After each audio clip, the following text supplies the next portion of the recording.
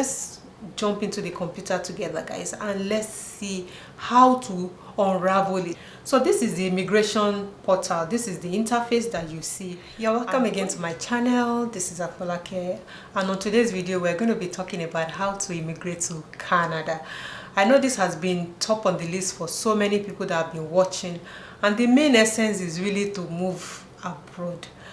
We understand that it's been kind of difficult for people to find the right pathway that would eventually bring them, because age might not be in their favor, or because of their family size, and because of this POF that we talk about. So many other things have contributed to them not being able to move abroad. But on today's video, I'm going to just start from the basics. Let's even talk about the basic requirement that you need to focus on first before we start looking at the provincial nominee program. We're still going to talk about that, but I will start the video by sharing the basic things that you need to prepare yourself with, and at least have those first before you start looking in other provinces. There are different routes, like we already know, that we can explore to bring us to Canada. And we know the basic, is either, I know people talk about moving as a visitor, they use that, but please don't try that route. I don't encourage that route, because when you come in as a visitor, you are stuck. You have minimum time that you need to be in the country, and then by the expiration of your 6 months visa, or time that you need to stay here, even if you have a 1-year visa, but you have to stay a maximum of 6 months per time, you have to leave. And people become really agitated because they can't find that option to transit them into staying. It's tough. It's tough. Let's tell ourselves the truth. It's not as easy as coming, let me just enter first. And because entering will make you begin to seek all options to find ways to stay within that 6 months, but it can probably lead to futility. So that's why it's important for you to pick the best route. All this refugee route too, it doesn't cut it for me. I've talked a bit about it as well. I'll try and link 1 or 2 of the videos here so you can watch it. There are people that have found themselves burnt by going through the refugee route, and because these people that you are lying to know that you are lying. They know that you don't have all the things that you come up with, all those stories that you come up with, that there's war, or there's mutilation of children's parts, or there's there are so many things that people say when they come here as refugees, just for them to say, okay, some of them will talk about tribal marks, putting marks on them, and that there's threat within the part of the city that they are. So many stories. They now know, because there are a lot of people that have come in ahead of you that have lied this lie, brought this to the forefront, and they know that yes, we are waiting for you. But also not debunking that the refugee things also work on, like when the Ukraine war busted out and people were moving to Canada, or at least salvaging those that could move abroad. There are a lot of refugees that have come through that route. That is genuine. That one gogon is the war. That one is what people know by way of settling them as refugees, but not for you to just find one way that will bring you here. So we need to be mindful of that. I also have really talked against you using an agent to help you with immigration, because see, when you are filling the form, which we will go through on my computer, and I'm going to show you how to go through each step of the way, at least to an extent, and then you need to know what you're doing. You need to understand that, look, this takes you understanding what you are feeding for each criteria that you are saying that you want to immigrate through, and not let somebody help you. When someone helps you, that's the one, those that are not licensed, or those that would probably just are interested in your money, they will help you and put documents that are even not genuine alongside your document, whether your proof of funds, whether the letter of acceptance. They even lie for those that are even coming for schooling, that want to come and further their education here. There are so many things that they put together, and we've heard a particular story that came out a few weeks ago of a lady, and even one came out after that too, that has spent like 6 years already. She was supposed to start school, and then there was this story about the agent saying she's on the wait list, and I'm going to link it here. And I got a bit of feedback from people saying we don't know the whole story. Yes, we don't know the whole story, but at least she shared the story and the news picked it up from there. But the bottom line for me is you need to be careful with this. She moved to another province to start up her education, but at the end of the day, even after graduating, because there's always a payback time, after graduating, it was known that there was a few things that were false in her application, and there's so much that is going on to either, of course, withdraw that certificate and send her back home, and all those things that is causing so much emotions here and there.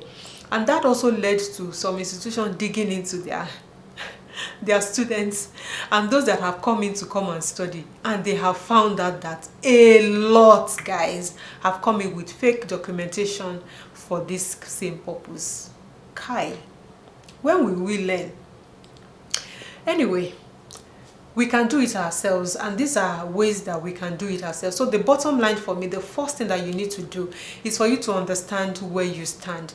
And the first thing is try and get your eligibility criteria ready. For instance, your IELTS, which be equivalent to the CLB that they also talk about here. So you want to get your English language assessment done. Minimum score is about 6.5 across the speaking, listening, all those criteria. But you want to try and score higher, because the more you score higher, the more it pushes your point up. Don't forget that some of these streams are point-based in such a way that the higher you score, the closer you are to get picked, right? Because it's based on merit, and you want to be as close as to probably the cut-off points, for instance. And if you're going to a route that you need even someone to sponsor you, or you have a family, that gives you already like 20 points, and that helps you to be more qualified than others that have no family. So all of this is essential for us, because all these are the criteria that we need that will help push our qualification or eligibility status forward. So you need your IELTS done. I know the prices keep skyrocketing year after year, but that is the start. I think it's valid for about 4 or 5 years now, if I'm not mistaken. So get it done, at least have that first. Then the next thing you want to do is to get your credential assessments assessed. So for instance, you've gone through the university or even the polytechnic, you want to ensure that your certificate is equivalent to the 4-year degree program that Canada is looking out for. So this is something that you need to do with WEST. If you are coming through the student route, you can also go through WEST to get it done, but you have to do the academic credential assessment, which is important for academics. But if you are going through immigration, then you need the general one, which is for immigration, and that is important for you.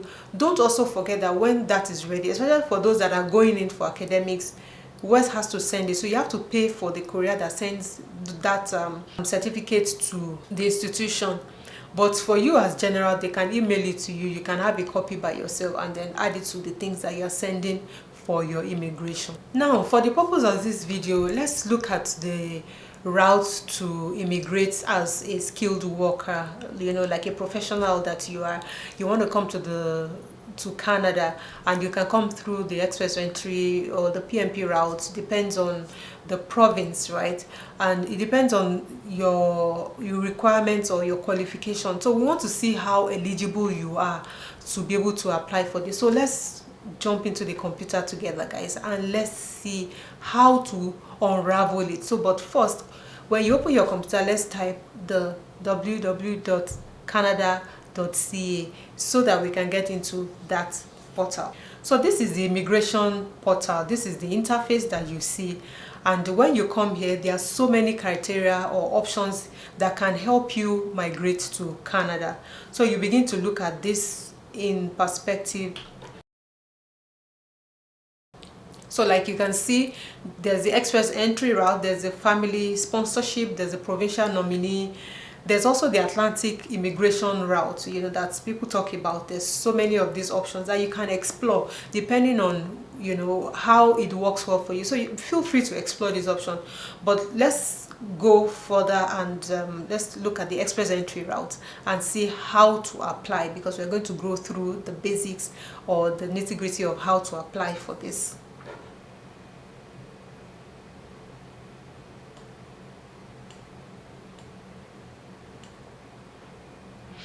Now we are here. This is immigrate through express entry, and with this, these are the steps that you need to take. So let's create a profile, because that's the first step. You need to create a profile, and the profile is open in the pool for 1 year. So if you probably don't get picked, you have options to, you know, reapply in the portal.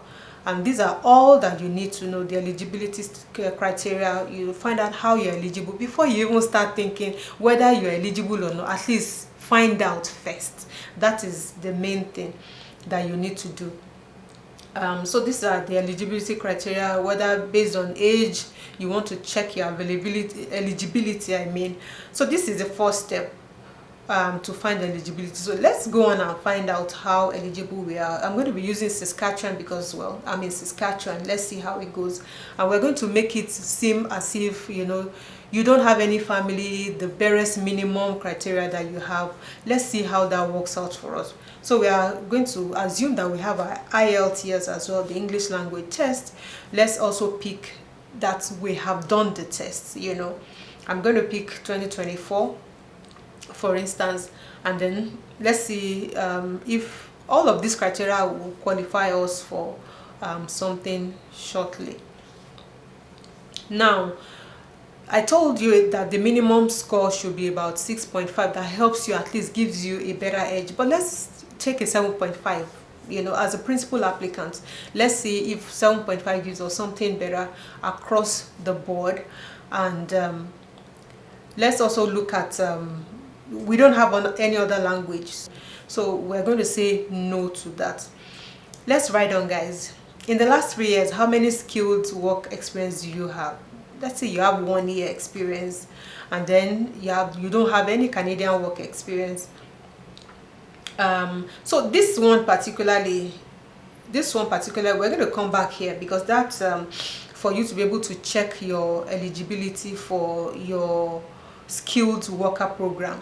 I'm going to come back there. So now we'll say we have about 4 to 5 years of experience, and then now that we want to check our NOC, we want to find out what our NOC is for maybe 2 or more years. We need to be able to understand what this NOC is.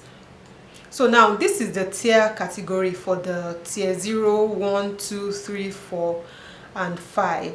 And this helps us to identify where we fall, particularly in the NOC. This is important for us, and that will help us to pick the right NOC for the right skill that we are looking for as a professional. So this tier 3, for instance, talk about you have diploma, degree, or apprenticeship, 2 years or more than 6 months in on-job training, and you are probably in the category of a baker, a dentist. So many other categories will fall under that. Then in the management level, you know, that's 0, is always 0. I came in with 0 because I'm on the managerial category of tier 0.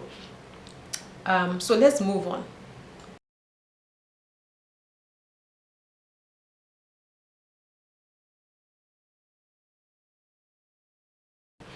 So now let's see exactly what those tiers represent. Let's dig further. So I just want us to look further below the tier 0. These are all the NOCs that fall under it, and there are a lot of, you know, roles or class titles for this particular classification 0.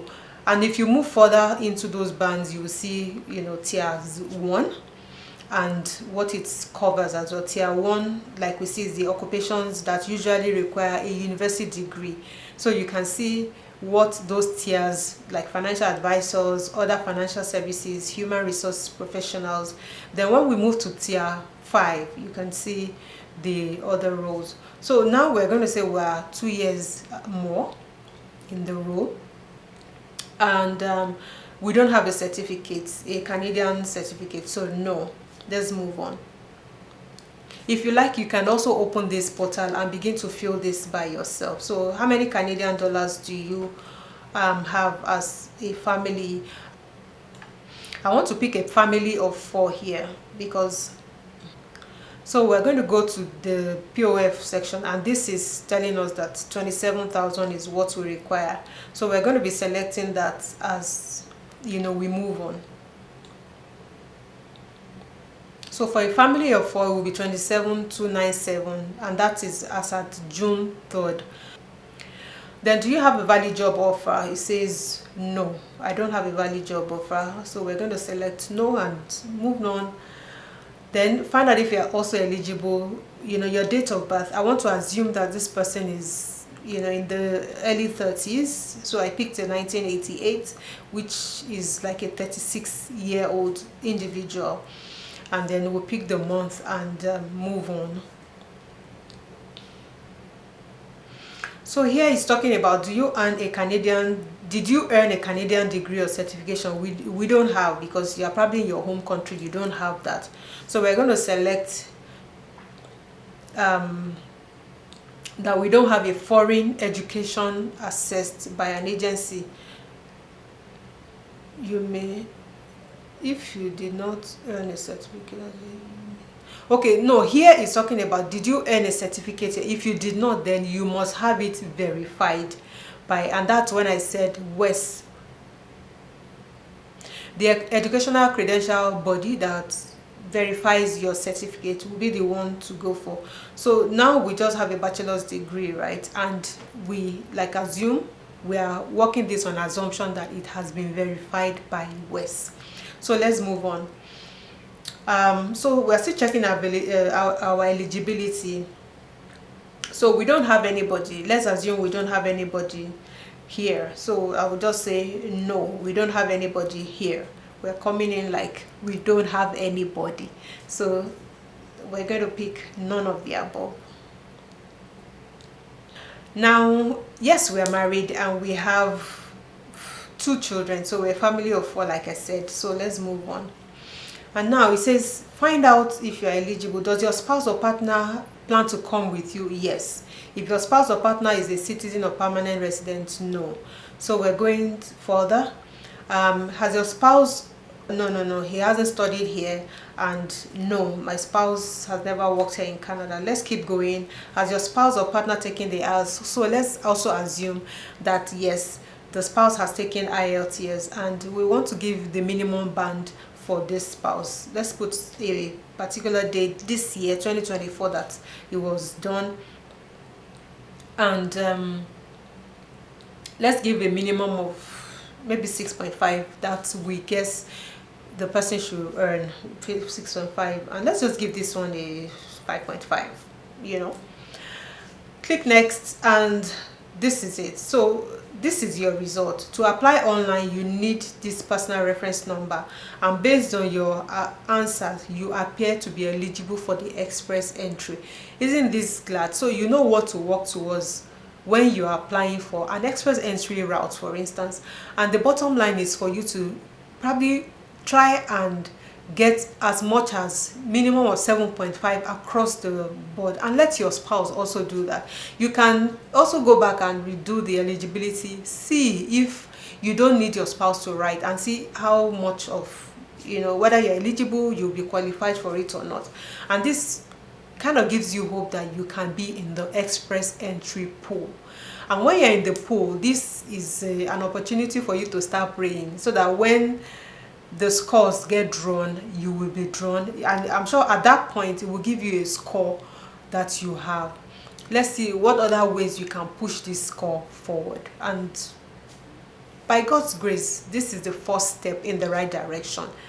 In the next video, I'm going to share with you the other route that you can use, which is the provincial nominee route, and how we're going to apply for this directly on our computer as well. So keep watching.